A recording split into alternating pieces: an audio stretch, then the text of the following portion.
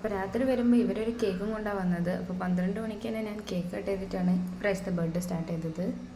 പിന്നെ ഞാൻ എൻ്റെ വീട്ടിൽ നിന്ന് തന്ന ഗിഫ്റ്റ് ഞാൻ പ്രത്യേകിച്ച് പറയുന്നുമില്ല. കാരണം അത് എല്ലാ വർഷവും അവർ മാൻഡേറ്ററി ആയിട്ട് തരണം. ഒന്നും അല്ലാതെ തന്നെ ഞെട്ടിച്ച് വേറൊരു ഗിഫ്റ്റ് ഉണ്ട്. അപ്പോൾ ആ ഗിഫ്റ്റിന് മുന്നേ നമുക്കൊന്ന് കോളേജ് പോകാൻ റെഡിയാവാം. കാരണം ബാക്കി വിശേഷം കോളേജിലാണ്.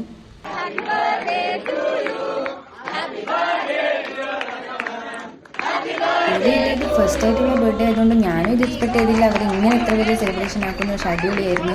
2 കേക്കൊക്കെ കോളേജിൽ നിന്ന് കട്ട് ചെയ്ത് students are like gems only.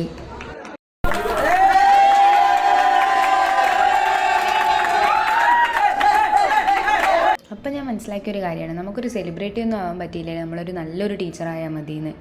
അവർ ആ സമയം ലൈക്ക് നമുക്ക് ഫോട്ടോസ് എടുത്ത് തരാനും നമ്മളെ കൂടെ ഫോട്ടോസ് എടുക്കാനൊന്നും പറയണ്ട, അവർക്കതൊരു ആഘോഷമാണ്. അപ്പം ഇത് ഞാൻ പ്രതീക്ഷിച്ചിട്ടില്ല, ഉറക്കത്തിൽ പോലും പ്രതീക്ഷിച്ചിട്ടില്ല.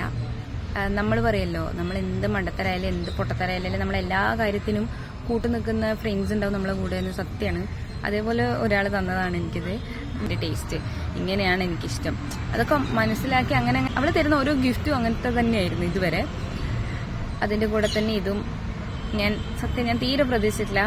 വീഡിയോ ചെയ്യാൻ എനിക്കിഷ്ടമാണ്, പക്ഷെ അതെങ്ങനെ ചെയ്യേണ്ടതെന്നൊന്നും ഒരു ഐഡിയ ഇല്ലാതെ ഞാൻ ചെയ്യുന്നത്. അത് നിങ്ങൾക്ക് എൻ്റെ വീഡിയോസ് കണ്ടാൽ തന്നെ മനസ്സിലാവും.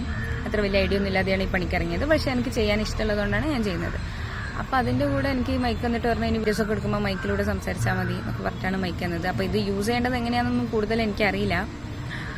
പഠിക്കുമല്ലോ, നമുക്ക് പഠിക്കാമല്ലോ, ടൈം ഉണ്ടല്ലോ. വൈകുന്നേരം ആകുമ്പോൾ എൻ്റെ MSc സ്റ്റുഡൻസ് ഫുഡ് കഴിക്കാൻ പോകാമെന്ന് പറഞ്ഞിട്ട് വിളിച്ചതാണ്. പോയി നോക്കുമ്പോൾ അവരും കൂടെ ഒരു കേക്ക് കട്ട് ചെയ്തു.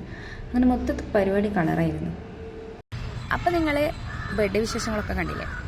ഇനി മൈക്കൊക്കെ വെച്ച് സംസാരിക്കാൻ പഠിച്ചിട്ട് അങ്ങനെ എന്തെങ്കിലും ചെയ്യാനുള്ളൊരു വീഡിയോ ആയിട്ട് വരാം കേട്ടോ.